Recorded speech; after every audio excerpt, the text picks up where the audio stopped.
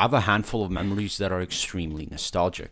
And the funny thing is that a lot of these memories really encompass one single thing: video games. Some songs, maybe, movies, television shows, but none as common and none nearly as prolific as the feelings of nostalgia I get from a few select games. RuneScape in the mid 2000s, MapleStory, Diablo, Final Fantasy, Mario Sunshine. But one game that stands out among all of these, one that's most prominent, is the memories I have of playing Banjo Kazooie.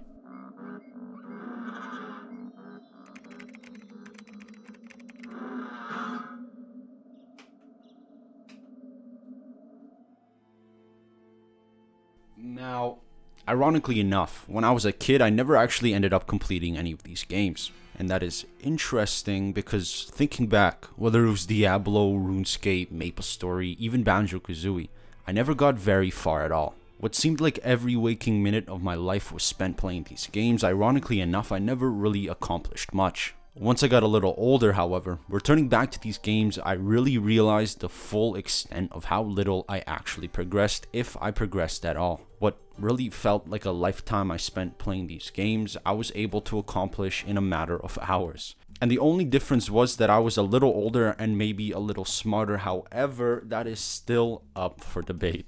I'm starting to think that what I really spent doing a majority of the time was not actually trying to progress in these games. Instead, I was running around aimlessly in what seemed like to me at the time these vast and endless worlds. And that speaks to how much these games managed to capture a little Zuljan's imagination. And it makes sense because every one of these games had different elements of fantasy, exploration, and adventure. The games were beyond my comprehension. They felt almost limitless. These games managed, through the numerous limitations at the time, managed to create games that even now, for my adult self, would take lifetimes or millennia to imagine, let alone ever create. And now I'm in an interesting position because it's only after returning to these games as an adult, instead of a world of unimaginable proportions, I see it for what it is: a video game, a screen, no longer what seems like this realm into this seemingly other dimension. However, there are certain games where I can't help but feel that childlike wonder and excitement again. And I think it still might be something that exists inside all of us, however suppressed. And although the memories I have of playing these games aren't any less vivid, it's just in stark contrast to the reality. I can't help but feel like something is missing in the games of today. To be fair, I guess I should take responsibility for that. It's probably just that I enjoy and play games for different reasons now. I have different priorities. There is one game, however, that still to this day managed to instill those all too rare but familiar feelings. Even now, being 22. And the biggest irony is that among the giants of the industry like Skyrim, Witcher, God of War, Last of Us, a game created in 1998 became, among a few others, one of my favorite gaming experiences not only of this year, but this decade. And that is truly the biggest compliment I can give this game, but what is even more impressive is every single way Banjo Kazooie managed to accomplish that. And what I found might surprise you. So join along and let's go all the way back to the inception of Banjo Kazooie and discover the origins of what was initially supposed to be a game that was going to rival The Legend of Zelda. The tiny development team based in the United Kingdoms that set the gold standard for video games in the 1990s, and how the impact of technological limitations are at the core of Banjo Kazooie's success.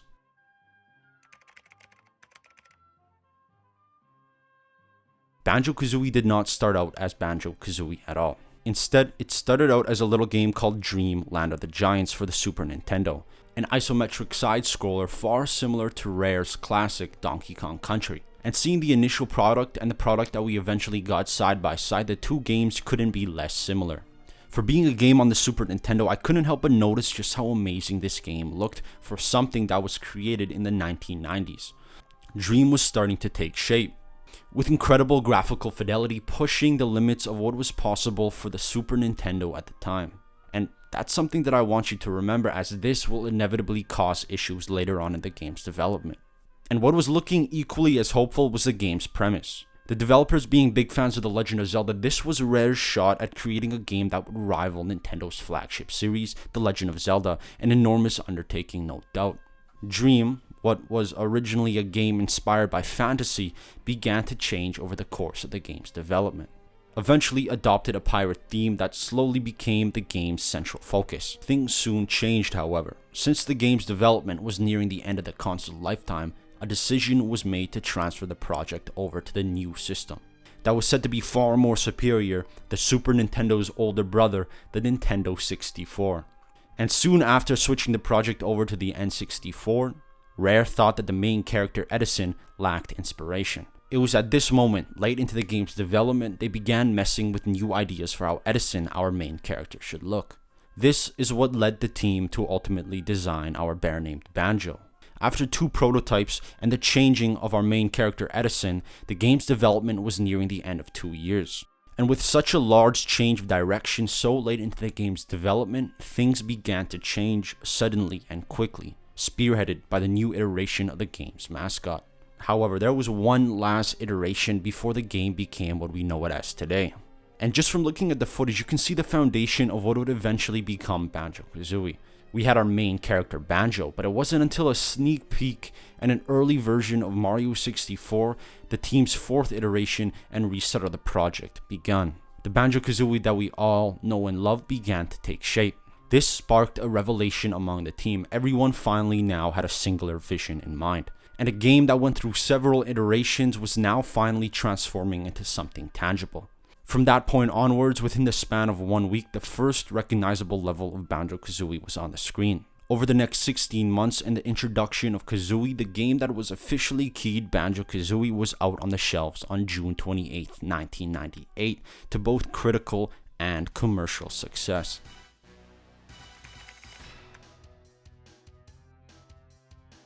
As we all know, the Nintendo 64 had hit after hit. Super Mario 64, GoldenEye, The Legend of Zelda, Star Fox 64, Smash Brothers.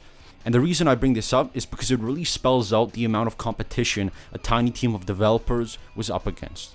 If the game wanted to leave its mark, the developers had no room for error.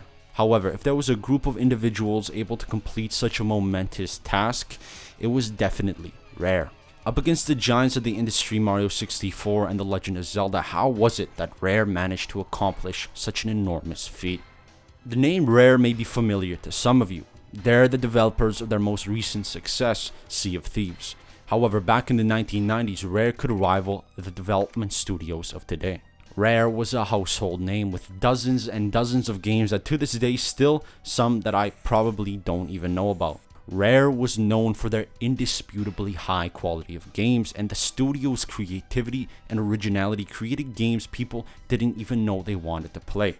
With each new installment adding onto their long list of games, along with that introducing hundreds of thousands of people to the new reality of what was possible for video gaming at the time. They really were the ones that set the standard and precedence of what video games were in the 1990s. And it wasn't until the early 90s the company came into its full glory. And what caused Rare to become such a prominent developer was the full backing of Nintendo. Unfortunately, all good things must come to an end, and near the end of Rare's practical monopoly and reign, Banjo Kazooie along with its sequel Banjo Tooie were among a few others that were the last games Rare developed that reached the critical acclaim their past games were able to attain. In September of 2002, Rare was purchased by Microsoft, and with that, all of Rareware's intellectual property. Rare stopped developing games for Nintendo and began development for Microsoft immediately.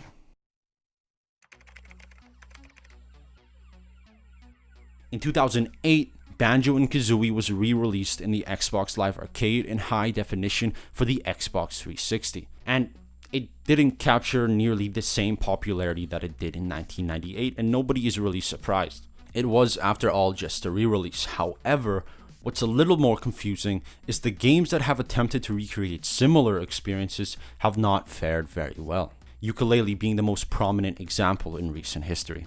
Viewing Yooka-Laylee's Kickstarter page, you can see the enormous amount of hype that was surrounding this game, a game that promised a similar experience to Banjo Kazooie, something that millions of people have been asking for ever since the game's initial release. That yearning to be able to play a game that was similar was only exaggerated by the disappointment that many fans felt after Banjo Kazooie Nuts and Bolts did not meet expectations. Yooka-Laylee was a shot at creating a similar experience, rivaling Banjo Kazooie, and it was exactly that what Yooka-Laylee was trying to recreate.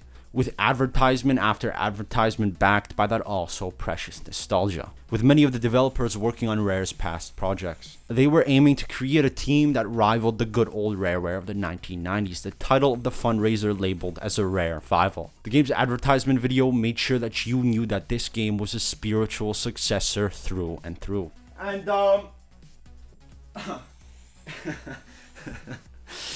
it worked. The original goal of 175,000 euros got blown out of the water. The project ended up raising a total of 200,000 euros. Yo, hold on. My bad. One second. I didn't get a good look. Oh. Okay. Little correction. What I meant to say was 2 million euros. With a total of 73,206 backers. The fundraiser, it was a success to say the least. If only, however, the same could have been said about the game. Yooka-Laylee was met with mixed reception, unfortunately mostly negative. Another platformer that fared somewhat better was A Hat in Time. However, even this game eventually fell into obscurity. In Yooka-Laylee's case, it could have been bad decision making, bad development, bugs. However, I for one don't think that's the main culprit. What explains A Hat in Time's good reception but failure to reach a wider audience? Yooka-Laylee and games that are similar are up against the fact that, as a whole, platformers just simply don't have as wide of an appeal as they did in the past. I'd argue that platformers were really a product of their time. Gameplay was fairly simple. It was the perfect candidate for games of the past, limited by storage capacity.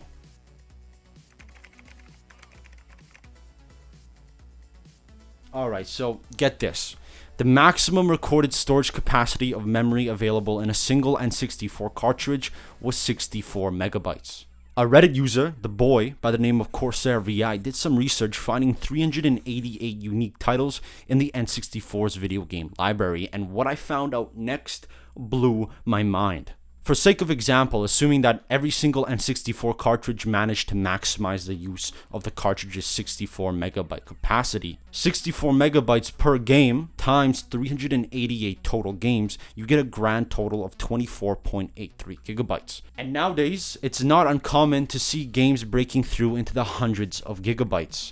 That is 4 times the size of every single N64 game combined. Or let's just use Final Fantasy 15 as an example. That is 2,312 times the size of the single largest N64 cartridge.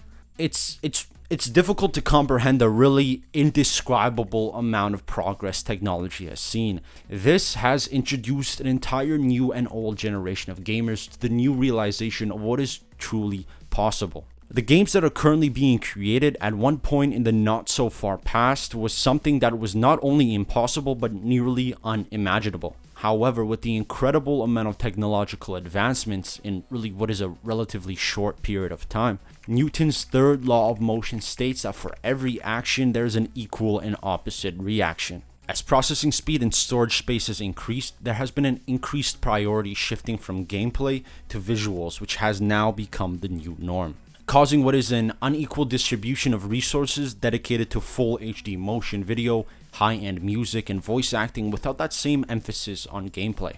This is why I think it's particularly difficult to recreate the charm and originality of Banjo Kazooie, and it's precisely the system's limitations that I believe are at the core of Banjo Kazooie's success.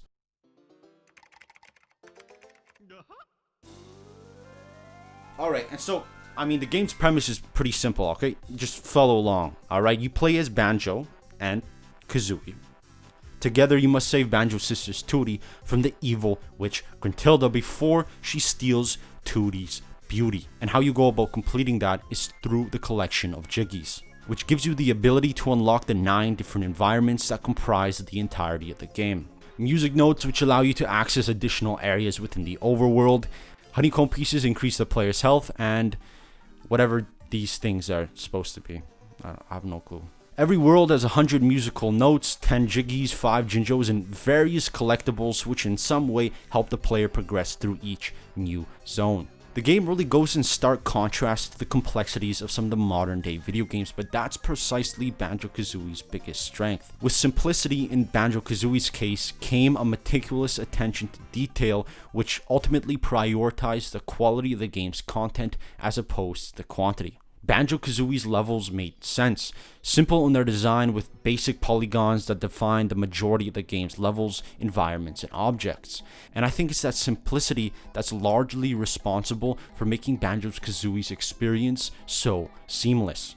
You have distinctive micro areas within the levels themselves, and what this really does is add onto the believability of the game's environments, with a majority of these micro areas only accessible through my favorite game mechanic, Mumbo's transformations, which would transfer the player into different animals and objects, which allows you to access areas previously unavailable to you as the bear and bird, with only 5 out of the 9 levels you're allowed to transform in. And the reason I'm bringing this up is because I'm unsure if this was intentional or not. However, what this did was made every single time I saw the skull and feathers exciting. And this is in large part what made the game's levels so fun to explore. As the game progresses, levels become more intricate and complex, with the priority of early levels allowing the player to get comfortable with the various game mechanics. And it really is a game where the player can learn and get comfortable with the various movesets and abilities of our bear and bird duo after just a couple of hours. And it's that simplicity of its controls that allows the player to fully appreciate the love poured into each handcrafted environment. And although simple, the game still retains some of its difficulty, which was something that I was honestly surprised about. And the people who've played probably know what I'm talking about. The second final level of the game, Rusty Bucket Bay, took me far longer to complete than I'd like to admit. The level consists of a cargo ship called, as you could probably have guessed, the Rusty Bucket Bay, surrounded by a harbor and polluted water. The water would deplete your oxygen at twice the rate that... Alright, just breathe. The infamous engine room with its deadly fans and thin cranks. This place had no room for error, and one small slip leading to your untimely demise. And this, thinking back, was the only area in the game, if I'm recalling correctly, that resulted in an instant death. And seriously, if I'm being honest, the level of difficulty in Rusty Bucket Bay could only be rivaled by the developers at From Software. And it's only in comparison to some of the most recent platformers Banjo Kazooie's levels may seem small. However, I can assure you that is definitely not the case. The game strikes the balance between its worlds not feeling too small, as well as avoiding the mistakes of making the worlds too large. Some worlds are of course larger than others, but each one feels perfect. This may have been due to limitations of the system, however, it was definitely something the game directly benefited from. The zones feel cohesive, with every note, feather, egg, or Jinjo seemingly being intentionally placed, which ultimately leads the player around the map in a way that feels intuitive, with every jiggy feeling like it was just around the corner. The gameplay, however, is just half of the equation. The music, character design, and atmosphere is equally responsible for the game's success. Banjo Kazooie's character design, environments, and music all play equal roles in giving the game its unique charm. The soundtrack, composed by Grant Kirkhope, continued the game's trend of meticulous attention to detail. I noticed that every single one of the game's soundtracks would contain several different renditions with a unique spin to reflect the different themes of each area within every level I found myself in. Whether I was underwater, or whether I was in a crab's shell, or whether I was in a toilet, or whether I was in this place, whatever this place is, I don't even know. And this only exaggerated and played off perfectly with the colorful vibrance of each zone and created this honestly aura of exploration and adventure. I was genuinely excited to see which zone was next. I was having a hard time stopping myself from leaving a world prematurely, just to take a peek into the next available level. And I thought the game's utilization of picture frames, which allows the player to unlock the next explorable area, was perfect. Unintentionally or not, it added an authenticity and excitement to the experience because I couldn't stop my imagination from running wild, wondering what was just right beyond the bounds of that picture frame. Banjo Kazooie, along with Bottles, Mumbo, Gruntilda, or the numerous animals or inanimate objects given a personality that I found throughout the world, are what I think is responsible for a majority of the game's charm.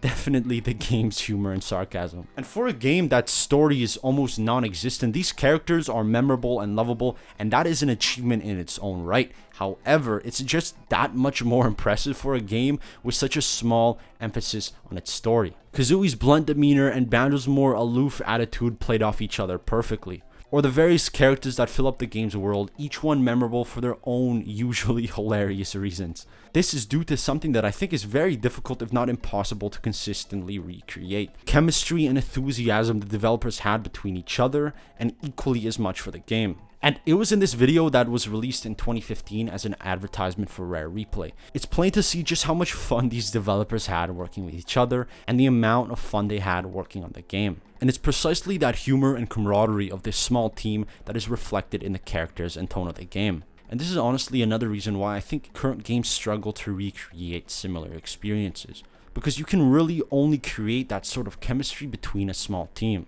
And out of the 9 levels, I'm confident in saying that each one stands out for its own unique reasons. There isn't a single level that I didn't thoroughly enjoy. Ask someone their favorite level and I guarantee you will not get a straight answer. Banjo Kazooie was one of the most thought out gaming experiences I have ever played, and it's that attention to detail that has consistently impressed me. Whereas in the past, I could only really appreciate the game for its colorful worlds and cute characters, now being a little bit older, I can appreciate another dimension of the game. Just the quality of craftsmanship, care, and attention to detail put into this game. The level of quality, thought, and creativity in every single aspect of this game from start to finish continued to impress me, and it culminated to what is ultimately my favorite level in the game, Banjo Kazooie's magnum opus, the final level, Click Clock Woods. Single-handedly the most unique level in which you had to collect Jiggies over the course of 4 individual levels, each having its respective seasons, summer, spring, autumn, and winter, with each environment, animal, and fauna of the levels changing in correlation to the shifting seasons, with every one of your actions carrying over and having various impacts within the next level. You saw this big bird that was only a little baby hatchling grow up, you saw the completion of this treehouse, this plant grew up, bro. It's sick. The creativity of the game is not difficult to notice, and I think that is in large part due to the system's limitations at the time, which forced the developers to think outside the box.